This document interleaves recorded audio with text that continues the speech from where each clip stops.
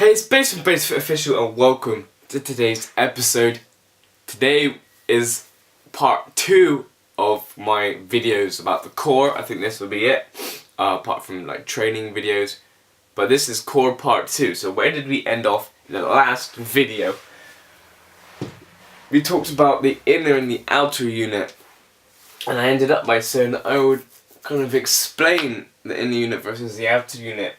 So the inner unit, I'll just recap, is the TVA, the internal obliques, or at least the posterior fibers of the interior obliques, your diaphragm, your pelvic floor, and your multifidus. These are kind of that's the postural system. You can think about it like that. The outer unit is kind of the prime movers, like your latissimus dorsi, your rectus abdominis, all of these different muscles. But if we think about it in terms for this video, as the main one we're going to focus on is the rectus abdominis, your six-pack muscle, because we're talking about the core. And most people, when they think about the core, all they think about is the rectus abdominis, whereas we pointed out in the last video, the core is comprised of so many different muscles, and it's comprised of this 4 systems that I'll go through in a minute, and many other things that are extremely important to take into account when creating your training program. So I've got this little sign here, and I kind of mean by that the inner unit is trained a lot less and focused on a lot less than the outer unit. And even when the outer unit is trained, it's usually trained to a poor standard. Inner unit could be looked at as the foundation, and the outer unit can be looked at as the expression. So a lot of people have a poor foundation to start off with because they don't really focus ever on the inner unit. And they have poor expression on top of a poor foundation because their outer unit training is so isolatory. The body is made amazingly to work as a whole unit. It has so many little subsystems, microsystems between tiny muscles, macrosystems between large muscles, all throughout the body, up and down the chain. You can't just train your rectus abdominis and think it's going to work in real life and help you for sporting. You can't just sit on a leg extension machine and think that it's going to help you in your sporting or life kind of performance, because you're treating it and training it to work on its own, and it needs to work within the context of the entire body, otherwise it's useless. It's going to injure itself. So, subsystems. Then I talk about the muscles that are within the subsystem and the muscles that all work in synergy and the action of the system. So, the posterior oblique system.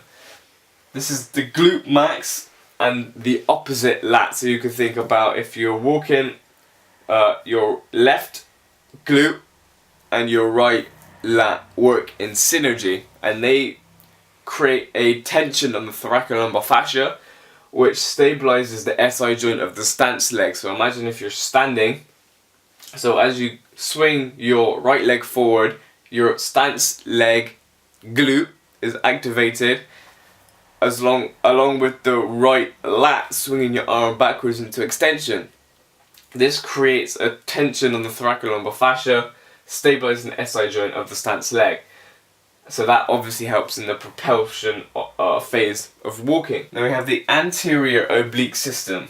The adductors, internal oblique, same side internal oblique, and opposite side external oblique. So this stabilizes the body on top of the stance leg. It rotates the pelvis forward and positions the pelvis and hip optimally for the heel strike in kind of gait. So when you're walking, your adductors and internal obliques on one side work along with the opposite external oblique to stabilize the body on top of the stance leg and to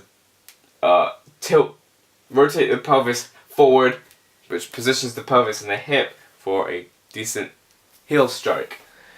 Then we move on to the lateral system, which is your glute medius, minimus, same side adductors and opposite side QL, or quadratus lumborum.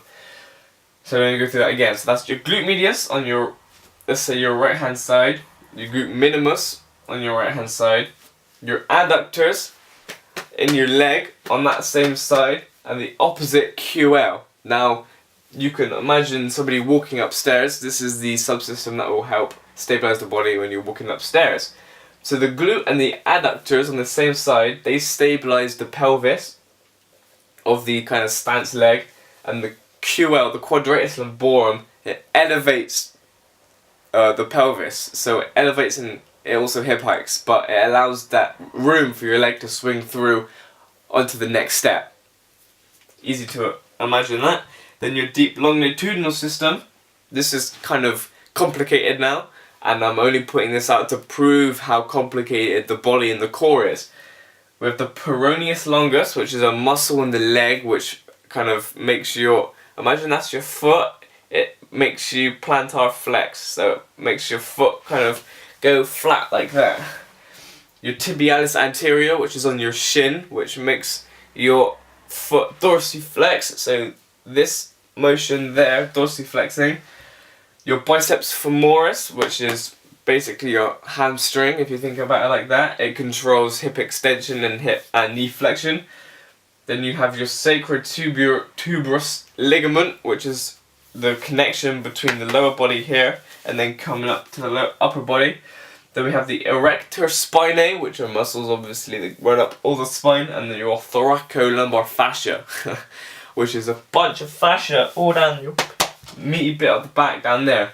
And this is kind of to do with force distribution and eccentric control of the stride. So it's to help alleviate ground pressure kind of reaction when you hit the ground when you're running, for example. All of these muscles work to distribute the force throughout the body so that it doesn't have a deleterious effect on any one of your joints. So exercises to strengthen each subsystem, I'll go through them quickly. So we can go with the single arm cable pull for the posterior oblique system. So you can imagine pushing off of your left leg. So you're in a split stance, you push off your left leg and pull with your right arm.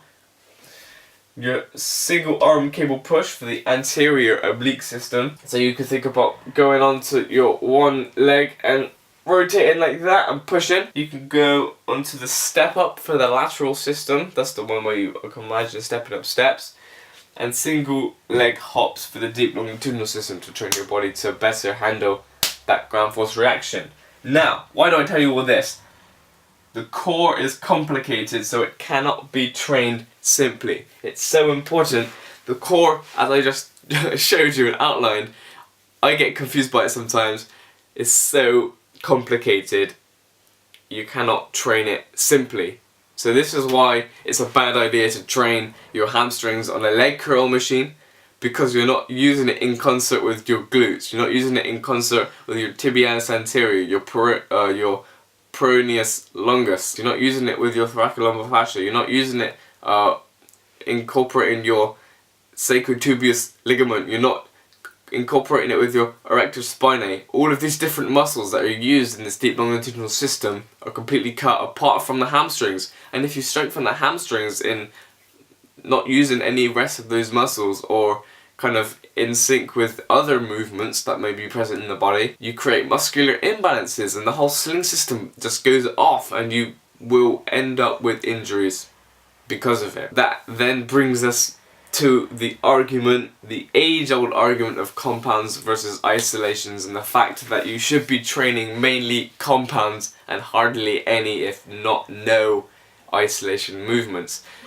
This is a topic for another video, but generally speaking, isolation movements should be used if you have something called motor sensory amnesia. That's basically when your brain forgets how to use a muscle, so you need to isolate it to learn how to use it again, then you integrate it into a compound movement. That's part of another video, but hope this video is helpful in making you understand, or maybe less understand, the core and how complicated it is, and just to get through that message to you that you need to do compound exercises. They will make you feel more athletic, more healthy, less injuries. They'll prevent injuries. They'll just make you perform higher, better as an athlete, perform better in life. So I hope you put some of these into practice. Train hard.